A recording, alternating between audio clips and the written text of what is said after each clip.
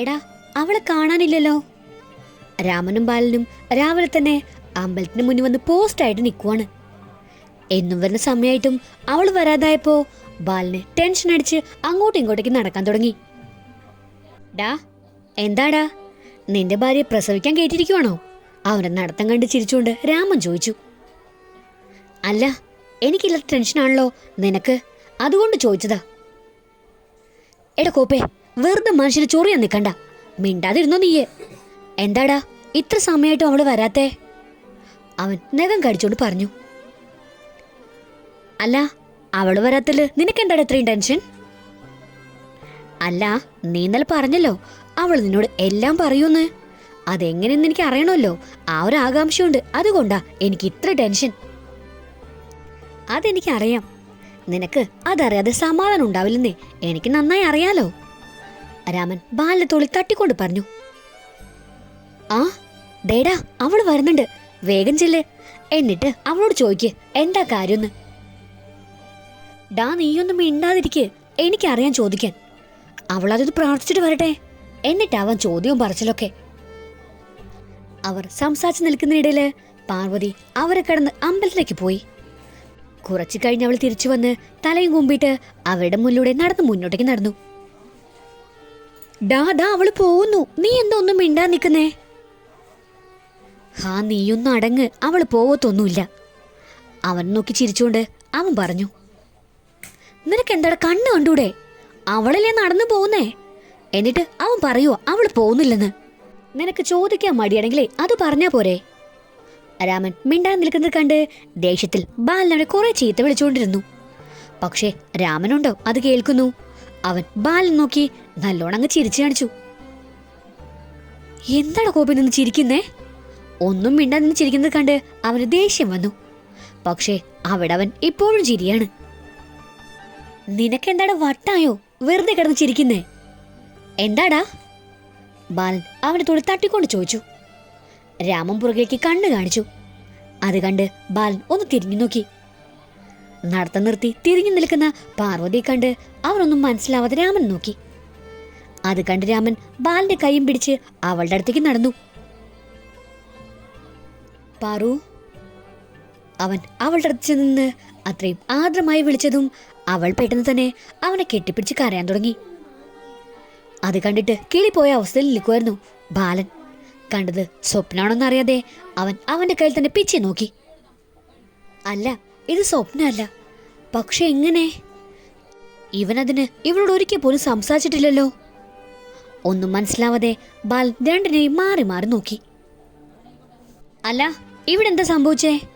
എനിക്കങ്ങോട്ടൊന്നും മനസ്സിലാവുന്നില്ല. രാമൻ നെഞ്ചിൽ കിടന്ന് കരയുന്ന പാർവതിയെ കണ്ട് ബാലൻ രാമനോട് ചോദിച്ചു. ബാലൻ തട്ടി വിളിച്ചപ്പോഴാണ് രണ്ടിനും ബോധം വന്നത്. പാർവതി വേഗം രാമനെ വിട്ട് മാറി നിന്നു. അപ്പോഴും അവളുടെ കണ്ണുകൾ നിറഞ്ഞുകൊണ്ടിരുന്നു. എടാ, ഞാൻ സ്വപ്നം കാണുന്നു അല്ലല്ലോ? കണ്ടിട്ട് നിനക്ക് എന്ത് തോന്നുന്നു? അത് ഒരു മിനിറ്റ്. ബാലൻ അവന്റെ കൈ പിടിച്ച് ഒന്ന് പിച്ചി നോക്കി. ഇല്ല, ഇത് സ്വപ്നമല്ല. അപ്പൊ ഞാൻ കണ്ടത് സത്യം തന്നെയാണ്. പക്ഷെ ഇതെങ്ങനെ? അവൻ അവന്റെ തലയ്ക്ക് ഒന്ന് കൂട്ടിക്കൊണ്ട് ചോദിച്ചു. നിന്റെ സംശയങ്ങളൊക്കെ ഞാൻ തീർത്തരാം. തൽക്കാലം കുറച്ചു നേരത്തേക്ക് നീ ഒന്നും മിണ്ടാതിരിക്കെ. ബാലനെ നോക്കി കണ്ണുരുട്ടിക്കൊണ്ട് രാമൻ പറഞ്ഞു. അത് കേട്ടതും അവൻ രാമനെ ഒന്ന് കനപ്പിച്ചു നോക്കി. ഇനി പറ, എന്താ പാറു, നീ എന്താ 2 ആഴ്ച ഇങ്ങോട്ടേക്ക് വരാതിരുന്നേ? രാമന്റെ ചോദ്യം കേട്ട് പാറു ഒന്ന് ഞെട്ടി. അവളുടെ മുഖത്ത് മിന്നിമായുന്ന എല്ലാ ഭാവങ്ങളും രാമൻ കാണുന്നുണ്ടായിരുന്നു.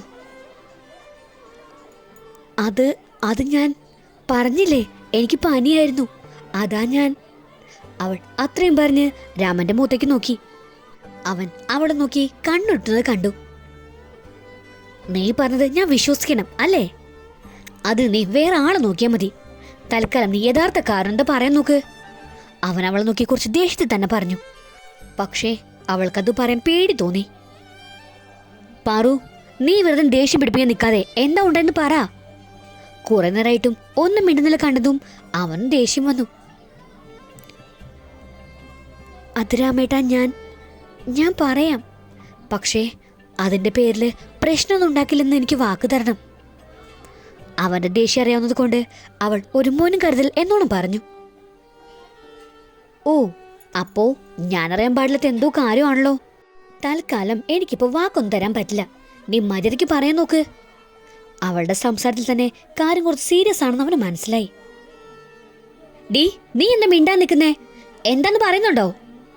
അവൻ കുറച്ച് ദേഷ്യത്തിൽ തന്നെ ചോദിച്ചു. അവന്റെ മുഖം കണ്ടപ്പോ അവക്ക് പേടിയായി. അത് ഞാൻ അന്ന് വീട്ടിൽ ഒറ്റയ്ക്കായിരുന്നു.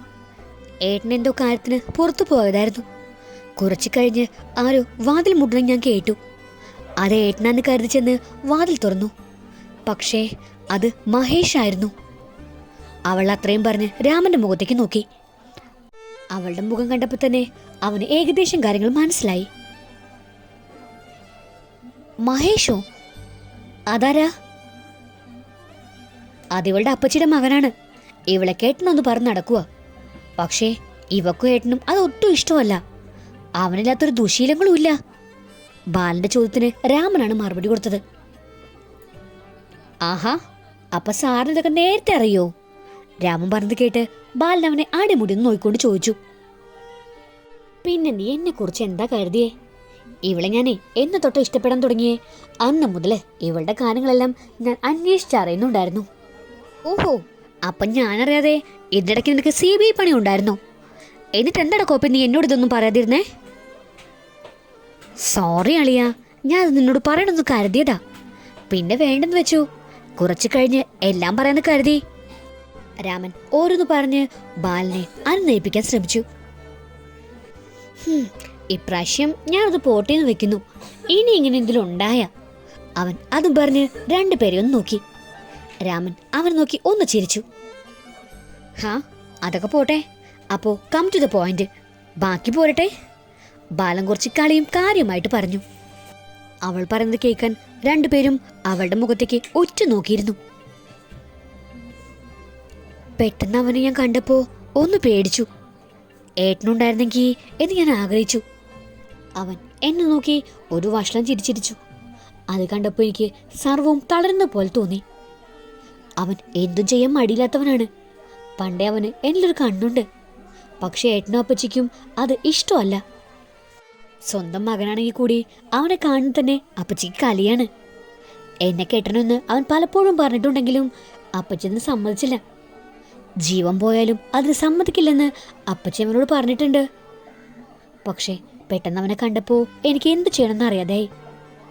ഞാൻ എന്തെങ്കിലും ചെയ്യും മുന്നേ അവൻ അകത്തേക്ക് കയറി വാതിലടച്ചു. എന്തിനാ വാതിലടച്ചേ? പേടി തോന്നിയെങ്കിലും കിട്ടിയ തരത്തിൽ അവൾ ചോദിച്ചു. തന്നോട് ചോദിച്ച കേട്ടില്ലേ എന്തിനാ വാതിലടച്ചേന്ന്? ഒന്നും മിണ്ടാതെ അവളെ നോക്കി വഷളം ചിരിച്ചിരിക്കുന്ന അവനെ കണ്ടപ്പോ അവക്കവനോട് വെറുപ്പ് തോന്നി. ദേഷ്യപ്പെടുമ്പോഴും എന്റെ പാറുവിനെ കാണാൻ എന്തു ഭംഗിയാണ്. ചുമന്തുടുത്ത് തക്കാളിപ്പഴം പോലെയുണ്ട്. അയാൾ അവളെ മൊത്തത്തിലൊന്ന് ഒഴിഞ്ഞു നോക്കിക്കൊണ്ട് പറഞ്ഞു. അത് കേട്ടപ്പോ അവൾ മുഖം തിരിച്ചു കളഞ്ഞു. ഞാൻ ഒച്ച വെച്ച ആളെ കൂട്ടണമെന്നുണ്ടെങ്കിൽ മര്യാദയ്ക്ക് ഇറങ്ങിപ്പോക്കോ. അവന്റെ നോട്ടവും സംസാരവും അത്ര പന്തിയില്ലെന്ന് കണ്ടതും അവൾ പറഞ്ഞു. അങ്ങനെ ഞാനിപ്പോ പോകാൻ ഉദ്ദേശിക്കുന്നില്ലെങ്കിലോ? ഞാൻ കുറെ നാളെ ഇതിന്റെ പുറകെ ഇങ്ങനെ നടക്കാൻ തുടങ്ങിയിട്ട്.